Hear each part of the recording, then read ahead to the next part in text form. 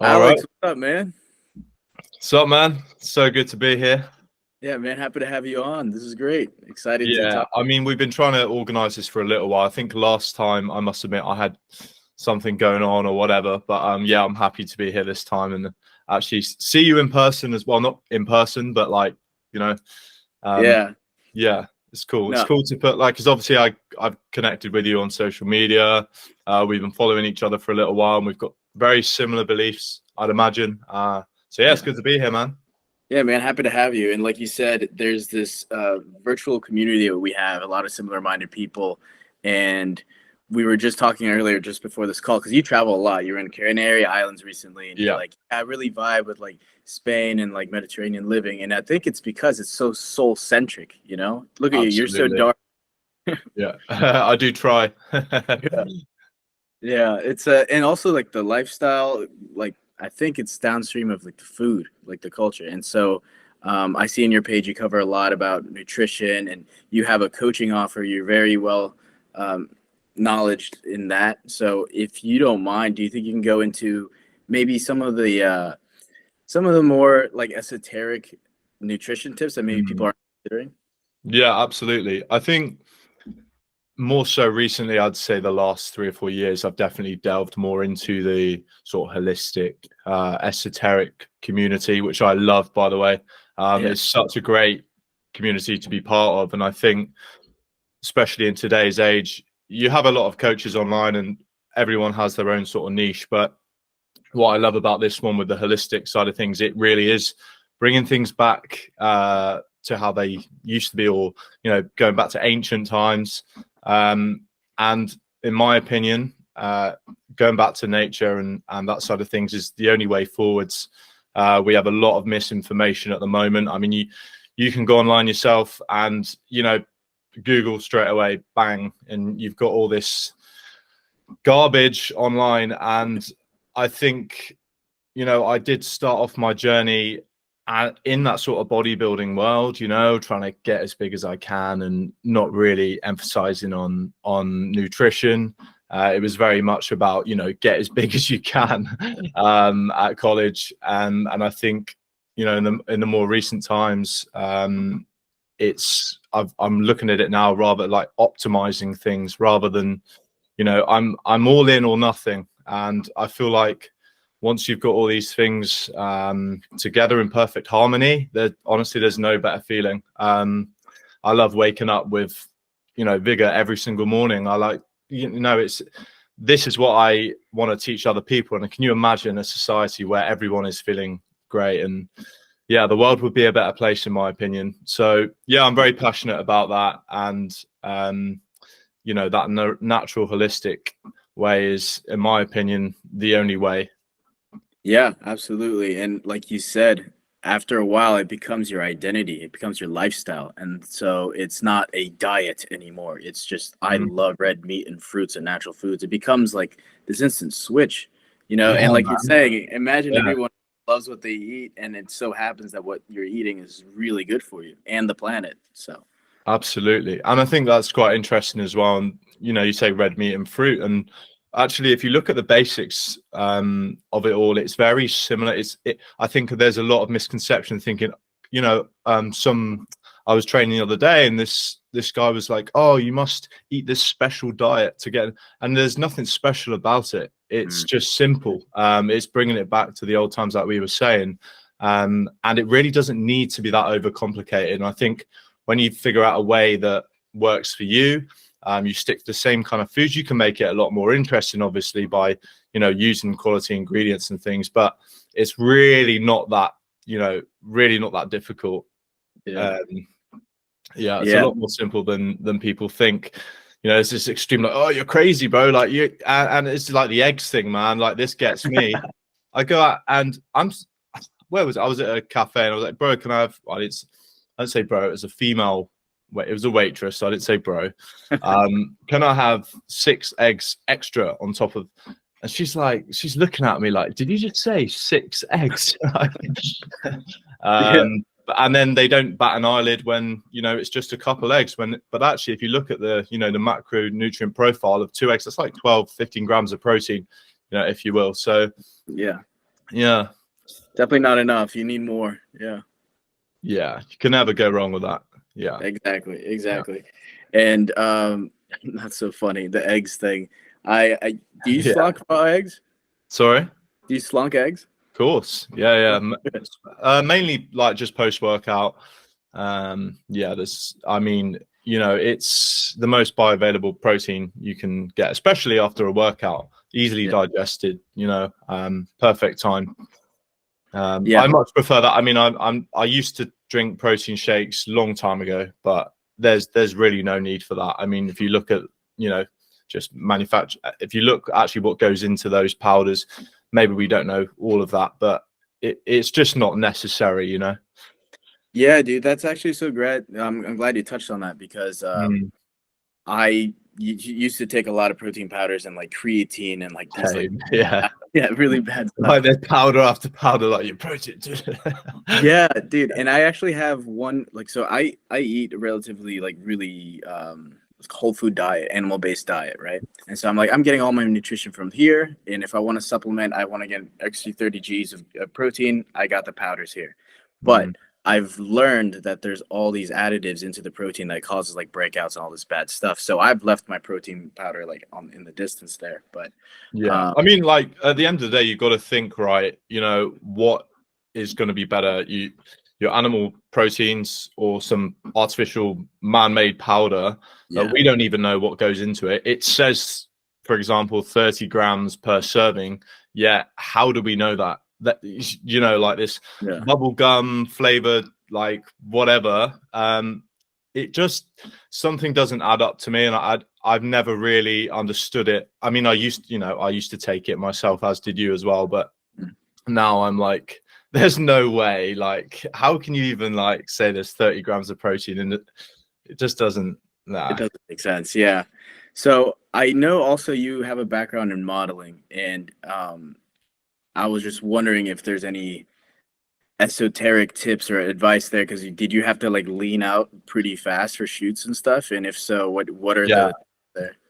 Yeah. I mean, there's definitely some, I guess, secrets. In terms of, in answer to your question with getting lean fairly quickly for shoots. I actually have tried these methods myself with clients. I used to be a full-time personal trainer in London. Mm, And basically, you have your dieting phases, which they do work, but in a short time frame, you can kind of get away with a very sort of aggressive calorie deficit. A lot of people will be like, oh, you're going to lose muscle, but if you do it right, there's really no need for that to happen. So essentially, I mean, it depends on the individual, but usually if I'm looking at someone around sort of 15-20% body fat, there's a protocol that I'd use called a protein modified fast, where it's quite an aggressive cut. I mean, with this program, I was kind of like, well, my philosophy is the sustainability, and I don't really want to lose that. But with the time and place, and if it's someone that's already got experience in the gym, this only needs to roll for 2 or 3 weeks, and it's just a really a quick way to drop a lot of excess fat in a short period of time. So I've tried that myself. I still do that myself 2 or 3 times a year if I need to tighten up a little bit. And it's a practice that I preach with my clients as well. And that is predominantly the basis of this Achilles fat loss. Extreme dieting for the first 2 or 3 weeks. Then we sort of like just taper it off a little bit. But it's quite motivating for the client as well, because they're like, oh shit, like I've lost like 2 pounds this week. Like it's possible. But there's a fine line. You have to make sure that certain things are in place. You're not doing too much cardio. There's only 2 or 3 sessions a week. Like you're not going crazy in that department. It's just monitoring your food intake, and yeah, that's it in a nutshell. yeah, that's tremendous. No, that's really, really helpful and powerful. Yeah, I wanted to get into that Achilles program. That's a 6-week program, you said, right? Yeah, I mean, I say 8 weeks maximum, just to give a bit of leeway towards the end. But I believe 6 weeks with between that 15-20%, you'd be surprised what you can achieve with with discipline. I'm not saying it's not an easy feat, but that's why I'm very selective about who I take on. And discipline is the key word to be using with this program, because it is hard. But nothing in life is easy, right? So that's right. Yeah, motivation gets you moving, but discipline gets it done. So, that's it, man. Yeah. So that's cool. Is that protocol what it sounds like? The protein fasting? Is it where is it like a very short feeding window where it's mostly proteins? Yeah, predominantly proteins. And when I say you're in a deficit, it goes beyond what a natural or a conventional PT would say, about being in a 500 to 700 up to 1,000 deficit. It's way beyond that. Emphasizing on, your high proteins, lots of vegetables to keep you full, fasting involved to like push back the calories a little bit. But again, I try and do this in the best way possible. I've taken bits from other people. There was a guy called Lyle McDonald who used to run this. He actually, started this idea of protein modified fasting. He recommends taking multivitamins. I have a little spin on it where I'll, consider some raw liver or, so I've kind of like tweaked it to match my sort of holistic side of coaching. Nice. Yeah, that's my own spin. But it is, very, very high protein. That's tremendous. So with that, is there because you mentioned you want to fill up on vegetables, and I know that there's a lot of people in our space that are like avoiding vegetables altogether. Yeah. What are the vegetables you recommend? Maybe there's some insight there. Predominantly. I mean, it's just, I think we're in the same. Well, I mean, are you aware of Ray Peat, the nutrition Ray Peat? He was okay. Oh, Ray, yeah. Okay, so yeah, I'm kind of on the same boat with you there with the vegetables. I mean, with this program that I'm running specifically, it's limited to about 2 or 3 vegetables, which I believe are great. But in general, if it was for, my longer term coaching, and I think the same as you, I've seen a few of your things as well. Vegetables, like I'll stick to 3, 4 and just rotate. I don't think you need to overcomplicate it. There's this notion, isn't there, of like, oh, you must get your 5 a day and you need that for optimal health. But I think far from it. Prioritizing, animal fats, organs in particular. I mean, if you look at the nutrient profile of liver, for example, it like blows everything out the window. And I think that's where there's still not really been that shift outside of our world. I think people are still, the vegan community, for example, like it's just so backwards, man. It's so backwards.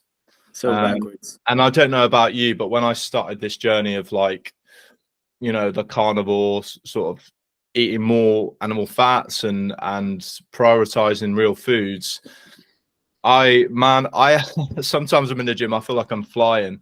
Like I feel so good. And that's what I want to teach other people. And yeah, it's just, anyway, man, it's so nice to be connected about and talking about this kind of stuff, because it gets me going, Yeah, no, it does get you going. Like also, like, yeah, you're connecting with the community of people doing the same thing, but literally physically it gets you going because you're eating a species appropriate diet. You're eating animals and animal fats. And yeah, it's absolutely tremendous. And I was curious that maybe like vegetables, like when I was thinking about it just now, I am eating vegetables, but it's not like the vegetables, they're not cruciferous veggies. Yeah.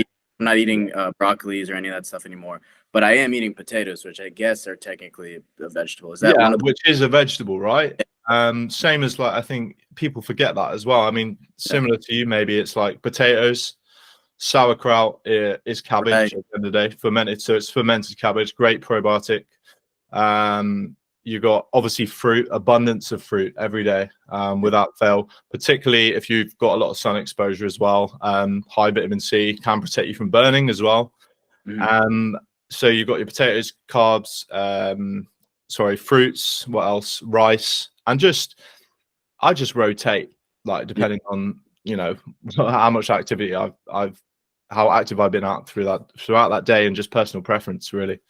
Yeah, it's absolutely. Really not that overcomplicated. And I used to have quite poor gut health a couple of years ago now, I'd say about, actually, sorry, 3 or 4 years ago now, where I had a few things going on in my life. Was quite stressed, wasn't quite enjoying my line of work, and I was not really paying much attention to what food I was eating, and that caused me IBS. Whatever IBS means, I don't even know anymore. I think it's a term given by the doctors that basically means they don't know themselves either, Yeah.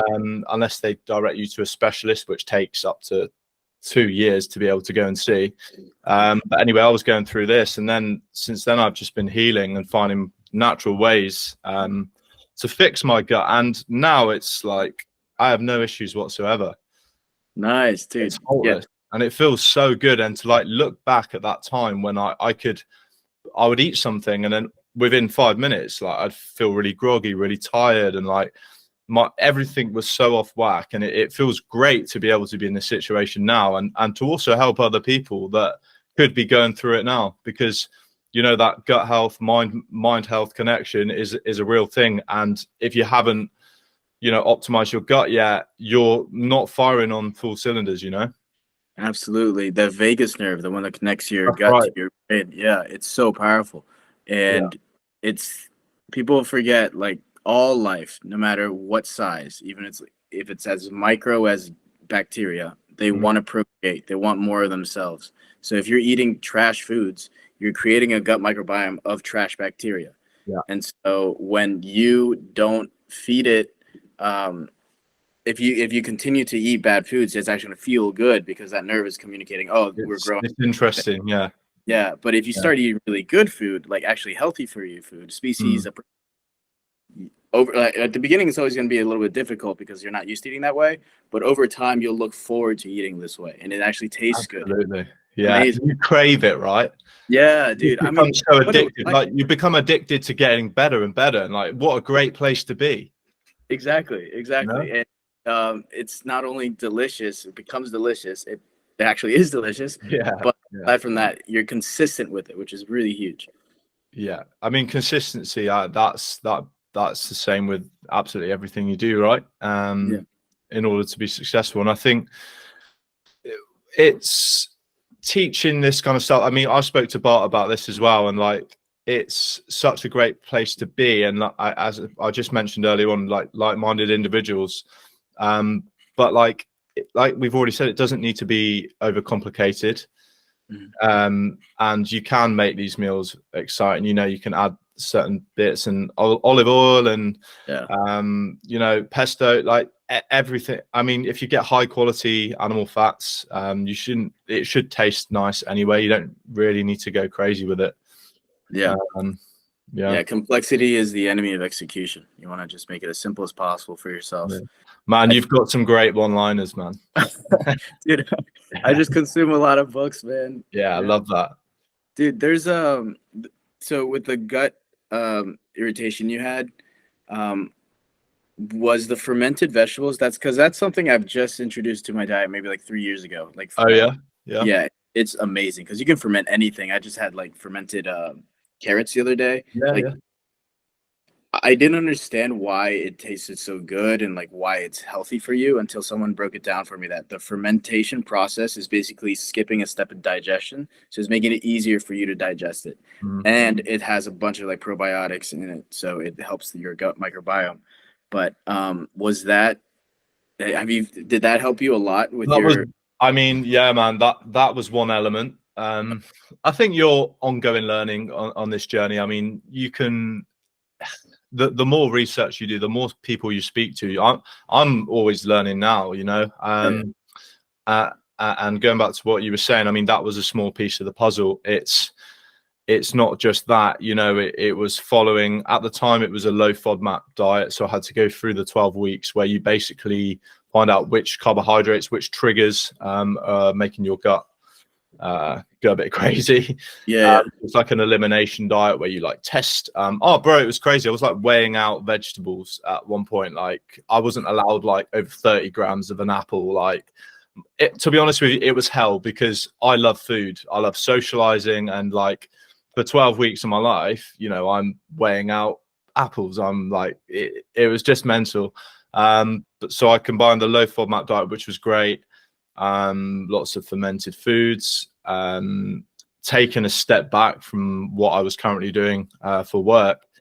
I guess it's a healing process. I can't exactly pinpoint exactly at what time it got better, but yeah, just after a certain amount of time, things started connecting, and like my morning routine was amazing. My evening routine, like I was meditating a lot more. I was, looking more into this esoteric stuff, because the doctors and the specialists unfortunately don't understand. They can't always give you all the answers. They can recommend certain things, but I'm not going to be one for taking like medication or like, taking certain things to try and improve myself. Like I'd rather go down the natural way, and that's what I did.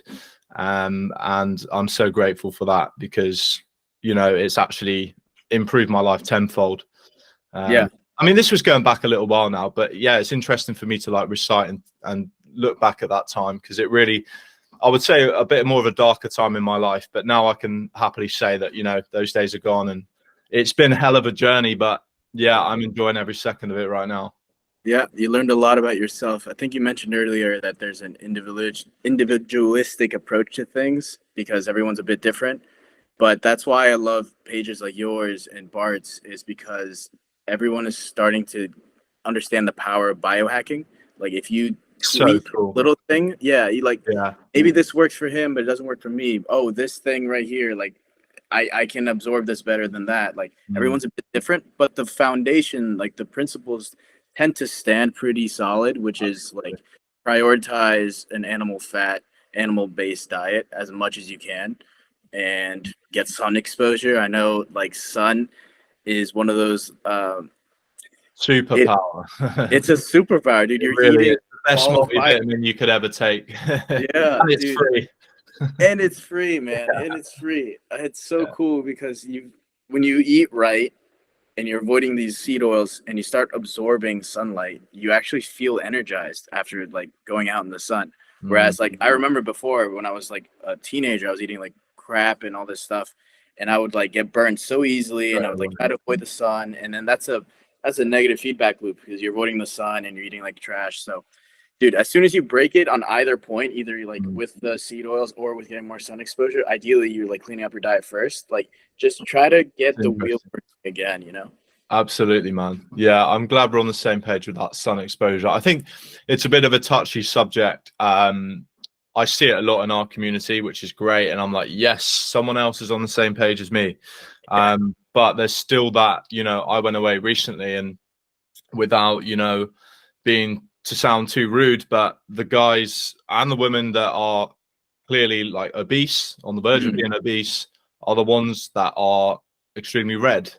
And surely there's like a correlation there, like you were saying. And like I went on holiday. I mean, I'm very particular about what I eat. I don't use chemical slop on my body, because I'm aware of how much money these companies are making. I'm kind of like, I can see what's going on here, and I don't burn. I use coconut oil. It has a little bit of SPF in it, but it's just, obviously, new to going in. You haven't been in the sun in a while. Like, just have some initiative. You can't be out for 8 to 10 hours without, you have to take breaks here and there. But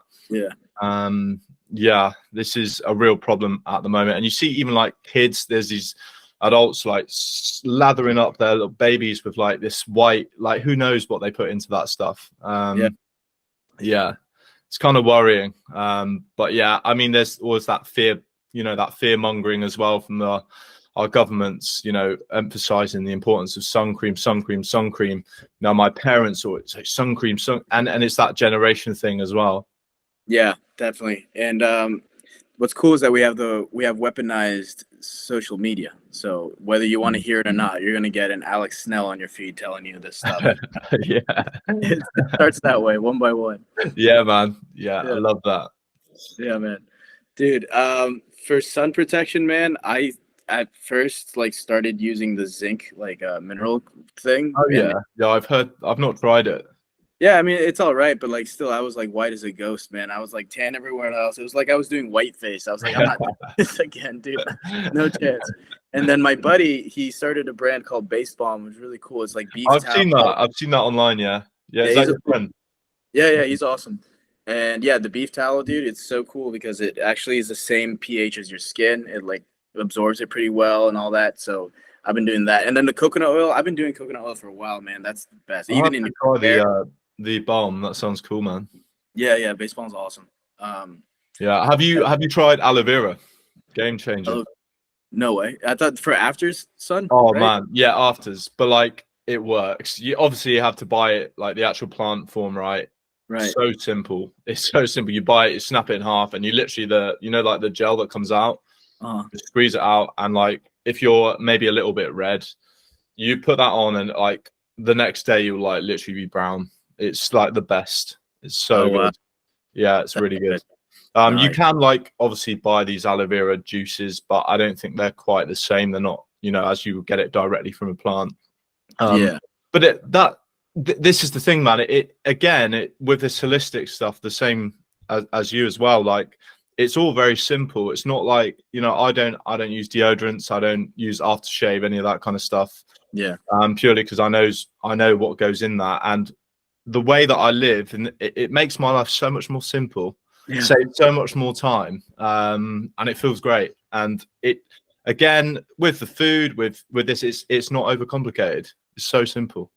It's so simple. Yeah. Like coconut oil, tan, aloe vera afterwards. Like I don't need all these like gimmicks. Yeah, it's someone told me like you want to live like your great grandpa did. If your great grandpa didn't have access to a certain food, certain like clothing, like try to avoid that. Because dude, I was just talking to Xavier Malik about this. That isn't it weird and ironic that the people who are trying to get healthy and are wearing gym wear happen to be wearing plastic on their body and absorbing plastic all the time. Gymshark. Yeah, Gymshark. Yeah. Dude, prime example. Yeah, and you get overheating downstairs and you get like absorbing plastics because your skin is your largest organ. It is going to absorb everything you give it access. Yeah, it's the microplastics. It's saying, plastic bottles, whatever, yada yada. Yeah. Oil, glass, cotton, Absolutely.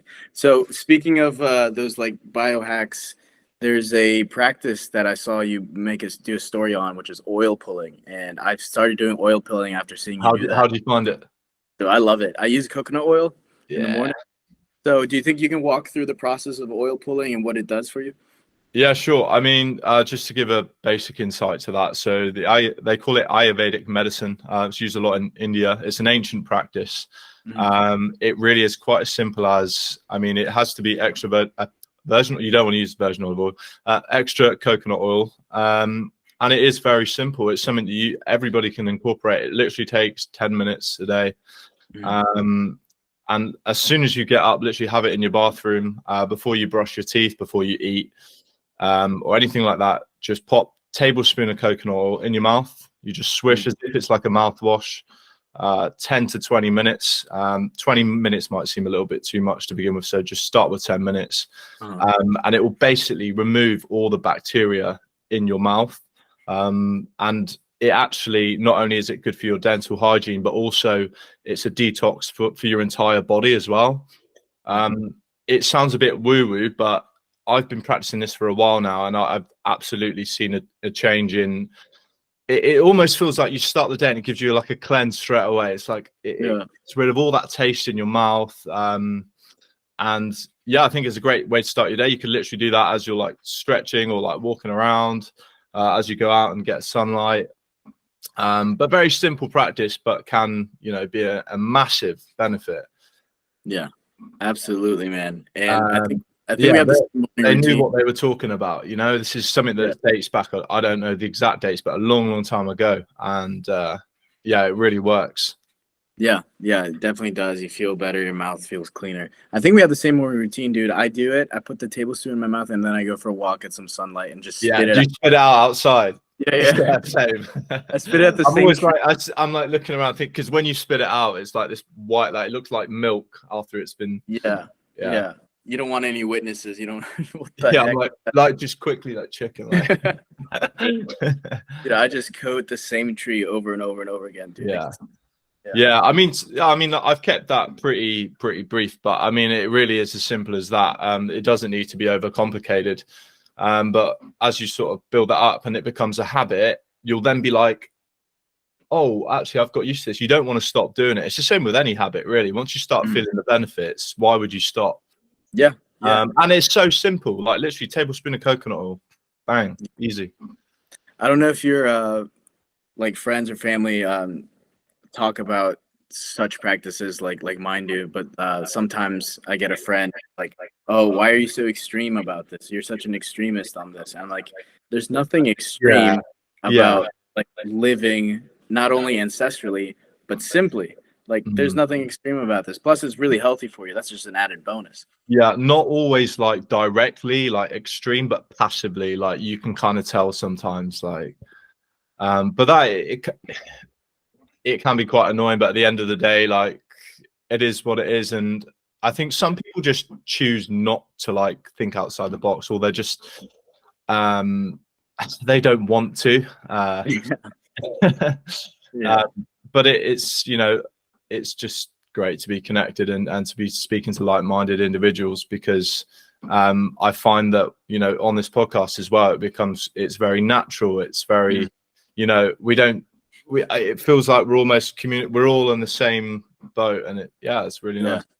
Yeah, it's like a hive mind, which is really cool because we each are in our own corner of the world and we're like spreading the same message.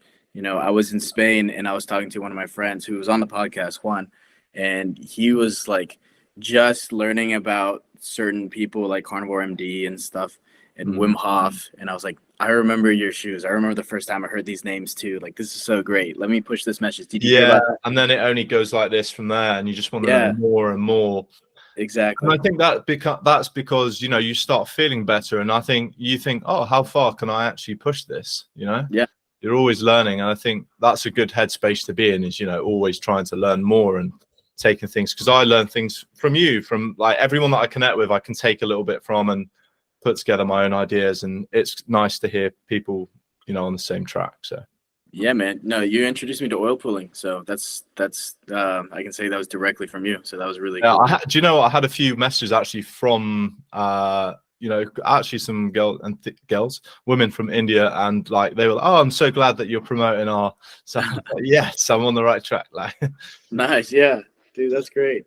So, is there another practice that you've taken on that has affected your life and has now become part of your daily routine? off the top of my head, I mean, in terms of, let's Like, say, training, for example, uh, I'm very much into sort of the visualization of my own training. I guess you could say that's quite an esoteric thing, okay. or a bit woo woo. Like But while you're driving to the gym? no, when I arrive at the gym, I just spend 5 minutes just thinking about, seeing myself as Alex in his best form before I carry out the workout. And just that just 5 minutes is going to give you the best session every single time. Nice. Thinking about, what would I do if I was my best self? I like to have this Alex up in here, and he's a better version than me. He does everything better than me. Hmm. And I imitate him. I think, okay, what would the better Alex do?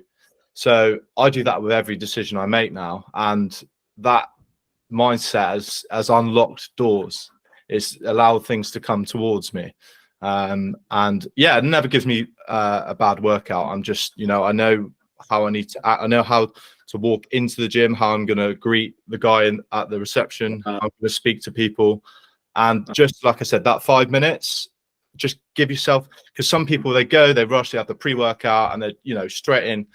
Just slow down, give yourself that time and see it there, because as soon as you can see it there, you'll go in and you'll act upon that, and it will be the best session you've ever had. I did a little story on this the other day, and a few people applied and they tried it, and they said that they got along really well with that. And yeah, I think at the end of the day, it's thinking outside of the box, using your intuition and mindset. I think these kind of things only come by being involved in that for such a long period of time. Yeah, I mean, that would probably be my best advice at the moment. That's a cool one. Yeah. That's so interesting. Yeah, because I do that on a micro scale Okay. version. Like during the workout, I for the mind muscle connection, which I really struggled with up until last year, until I Yeah, really started like slowing the eccentric. But I would do a absolutely. visualization exercise too. I would like imagine like the fibers, how they're growing, they're ripping apart. Like that's Nice. what I'm doing. Yeah, yeah, I love that. It's a And then, similar concept, but like uh if you can start it before you even get there, yeah, that's all going to come naturally anyway, because you'll be so like you already know exactly how you're going to act. Like that will come with it, if that makes sense. yeah, yeah. That's Um, it. Yeah, yeah, dude. and also like I think just quickly on that note was some sort of, I guess not esoteric, but after the gym, you know, have your posing, if you will. But that is a really good way, a really good reflective tool in terms of like physique development.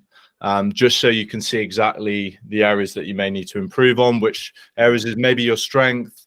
And this way it will give you a really accurate gauge of like your current progress. So I think that's a really underrated way of measuring your, you know, your physique progress.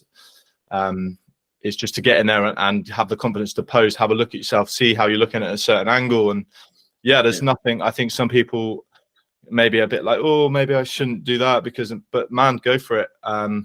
Body's a sculpture. That's right, dude. I at first like when I'm so glad you touched on posing because when I first That's like told cool. my brother about this, I was like, "Hey, brother, how's your posing?" He's like, "What?" I'm like, "How's your posing?" He's like, Yeah. what are you talking about?"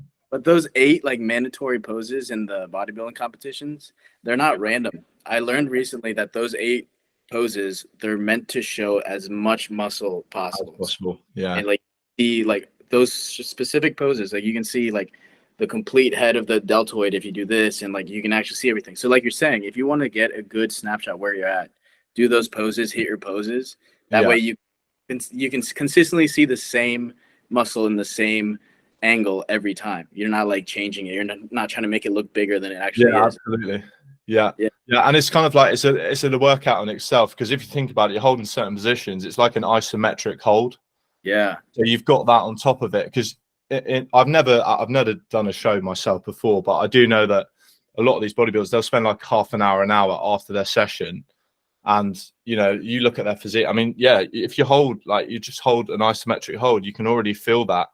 Yeah. Uh, you know, so it's a really good way to, yeah, understand how to move your body.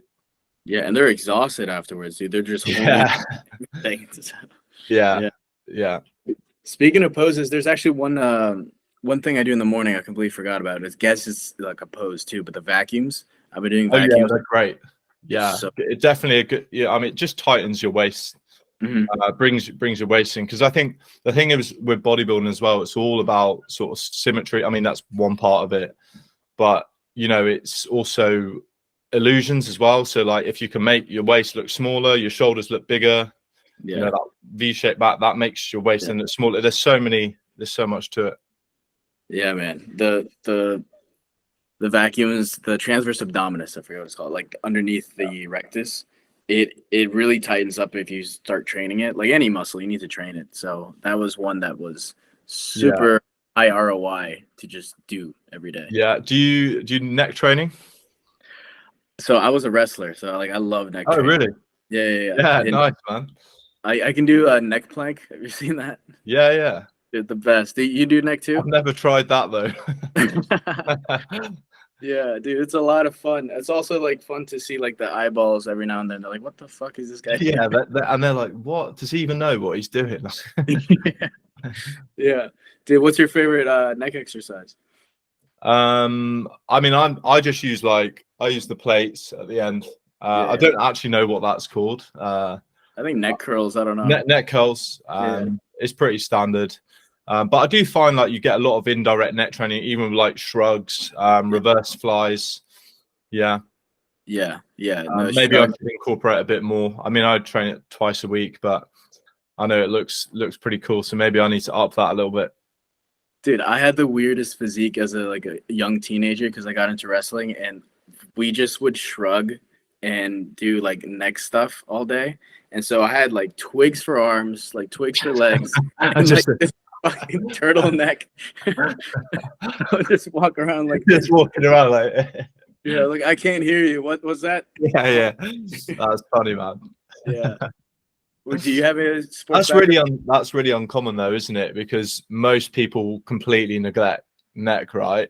Yeah. They're just well, I don't know about you, but well, obviously not like you. I mean, I never even heard about neck training until a couple of years ago. No. I was like, when I started my journey, it was well, I used to play football, but my thing was like just bench, Yeah. like, just push, and my overdeveloped chest, got anterior pelvic tilt, and it was all a bit, yeah, it's not a look, but again, that's just something you learn as you mature, right? You start understanding that for every push movement, you need to have a pull movement, because otherwise your posture, the way you aesthetic, everything is off. Yeah. So That you want to be balanced. Like for instance, the anterior pelvic tilt. Like I know I need to work on my glutes because that's gonna pull everything back. But then that's right. inverse, I need to like also like train my core to keep it like stable too. Yeah. So, how often do you have like an anterior or a slight and minor? Yeah, I think it'd be slight or minor. Yeah. So it sounds like you already know what you're doing there. But I mean, on that note, whilst it's in my head, you say about doing your direct core training. Since I basically do direct core training every single day, I'll try and do a little bit before every workout. And mate, it's made a huge difference. Not just about the way they look, but my leg strength, my posture. People neglect the direct ab training, I think, often, and you hear this thing about if you do your conventional, your multi-joint exercises, your compound movements, you don't really need to do any direct ab training. But I don't believe in that. I think it's really important that you do some extra stuff there. Because at the end of the day, it's a muscle, isn't it? And the good thing is, because it's such a small, you can afford to do it every day without stressing the body too much. Yeah, that's what I was gonna ask. Like the core in particular, those muscle fibers like recover super quickly, right? So that's the one you can do. Yeah, every day. Yeah, 100%. Yeah. Is there another muscle like that? I'm imagining if I were to give my advice, it would just be pick. I have like a bank of exercises, but pick one upper abs exercise to do, and then the next day do a lower, next day upper. Just rotate between the two. It's simple. Like maybe every now and then, by intuition, if you need to have a couple days off in between, fine. But if you can get into the habit of doing it, you'll absolutely benefit from doing that. Gotcha. Well, what are your upper and lower go-tos? Upper and lower. I mean, lower, I love hanging knee raises. Nice. For some reason, I mean, the thing is with that as well, you say your favorite exercises, that works really well for me with sort of my frame and how my abs sit, but that might not be everyone's. You've got to try and experiment. This is why you need to try and do your own trial and error. Right. But I mean, upper, I would just go with reverse crunches as body weight. But I mix it up. I've got a list here on my phone, and just you hear a lot about the progressive overload and that you need to get an extra amount of reps per workout. But for abs, for me, it's more a case of just doing them consistently rather than like, oh, last week I did 17. You just got to hammer it with abs, I think. Gotcha. Yeah. It's like a volume game then. Yeah. 100%. Yeah. Same with calves. Yeah. Dude, so for the hanging knee raises, I used to very much struggle to feel it in my abs, and I would just overwhelm my hip flexors. Hip flexors, yeah. And then someone gave me a tip, like you really want to like point like your ass like in the wall in front of you, like really like. So it's like parallel. Yeah, and dude, that immediate like nice traction. So yeah, no, that's a powerful one. Yeah, definitely, man. Yeah. I mean, you could even, once you get good with that, and you can do like, let's say 15-20 reps easy for like sets, just throw in some weight, start off with like maybe a 4 or 5 kg, or use pounds, right? Yeah, and just work your way up with that. But yeah, it's just being consistent. And I think at the end of the day, like it looks great, a well-developed midsection, a tight waist, hitting every like part of your abs is going to give you a 1% physique. That's right. So if people want to learn more about the Achilles program, how can they get in touch with you? And Yeah, absolutely.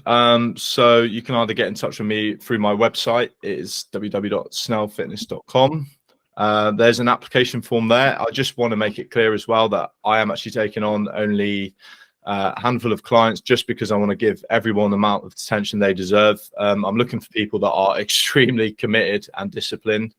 But yeah, if you want to message me on Instagram, it's Alex Snell with 3 L's. And yeah, that's it. Yeah, maybe plug my email on there as well. But Yep. yeah.